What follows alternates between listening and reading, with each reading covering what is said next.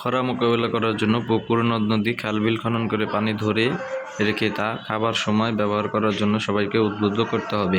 কৃত্রিমভাবে বৃষ্টি সৃষ্টি করে কিছু কিছু দেশ খরা মোকাবেলার চেষ্টা করছে, কিন্তু সেটি খুব একটা কার্যকর হয়নি। 9.3.3 সাইক্লোন বা ঘূর্ণিঝড়।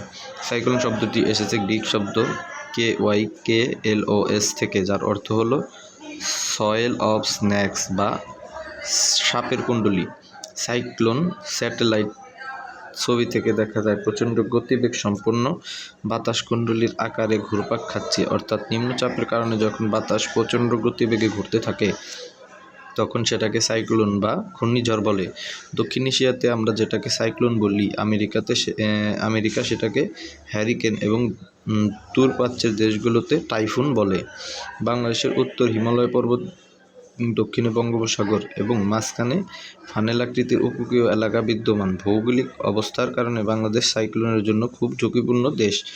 1960 সাল থেকে 2012 সাল পর্যন্ত প্রায় 50 বার বাংলাদেশে সাইক্লোন আঘাত এনেছে। এর মধ্যে 1960, 1961, 1963, 1965, 1970, 1985, 1991, 2007 ও 2009 সালের সাইক্লোন ছিল প্রলয়ঙ্কারী। তবে 1970 সালের সাইক্লোনটি সর্বকালের সবচেয়ে প্রলয়ঙ্কারী সাইক্লোন হিসেবে পৃথিবীর ইতিহাসে চিহ্নিত হয়েছে।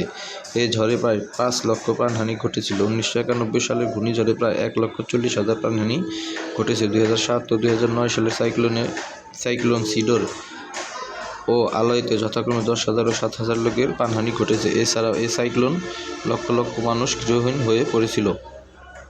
এই দুটি সাইক্লোনে আর্থিক ক্ষতির প্রমাণ ছিল যথাক্রমে প্রায় 1.7 বিলিয়ন ও 600 মিলিয়ন মার্কিন ডলার। এছাড়া 2020 সালের আমফান এবং 24 সালের রেমাল নামের সাইক্লোনেও প্রচুর ক্ষয়ক্ষতি হয়। সাইক্লোন সৃষ্টির করণীয়। যেহেতু সাইক্লোন সৃষ্টি হয় গভীর সমুদ্রে, তাই এ সম্পর্কে বিস্তারিত জানা সহজসাধ্য নয়। তবে যে দুটি কারণ মূলত সাইক্লোন সৃষ্টিতে গুরুত্বপূর্ণ ভূমিকা পালন করে তা হল নিম্নচাপ এবং উচ্চ তাপমাত্রা। সাধারণত সাইক্লোন তৈরি হয় সাগরের তাপমাত্রা 27 ডিগ্রি সেলসিয়াসের বেশি হতে হয়। দুর্ভাগ্যবশত বঙ্গোপসাগরে প্রায় সারা বছরই এই তাপমাত্রা বিদ্যমান থাকে। সমুদ্রের উত্তপ্ত পানি বাষ্পীভবনের ফলে উপরে উঠে যখন জলকণায় পরিণত হয় তখন বাষ্পীভবনের সুপ্ত তাপটি বাতাসে ছেড়ে দেয়। সে কারণে বাতাস উত্তপ্ত হয় এবং বাষ্পীভবন আরও বেড়ে যায়, ফলে বায়ুমণ্ডল অস্থিতিশীল হয়ে পড়ে নিম্নচাপ সৃষ্টি করে। নিম্নচাপ সৃষ্টি হলে আশপাশের বাতাস যেখানে ছুটে আসে যা বাড়তি তাপমাত্রার কারণে ঘুরতে ঘুরতে উপরে উঠতে থাকে এবং সাইক্লোন সৃষ্টি করে। এই প্রক্রিয়ায় স্পষ্ট হওয়া ঘূর্ণিঝড় বাতাসের বেগ অনেক বেশি হয়। তবে বাতাসের বেগ ঘন্টায় 63 কিলোমিটার বা তার চাইতে বেশি হলে সেটাকে সাইক্লোন হিসেবে গণ্য করা হয়। এ পর্যন্ত বাংলাদেশের সবচেয়ে শক্তিশালী সাইক্লোন হয়েছিল 1991 সালে। তখন বাতাসের বেগ ছিল ঘন্টায় 225 কিলোমিটার। এখন প্রশ্ন হলো, সাইক্লোনের হাত থেকে রেহাই পাওয়ার কী করণীয় উপায় আছে? আজকের মতো এখানে দেখা হবে আগামী ভিডিওতে। ততক্ষণ পর্যন্ত ভালো থাকবেন, ভালো রাখবেন। Tata, bye bye.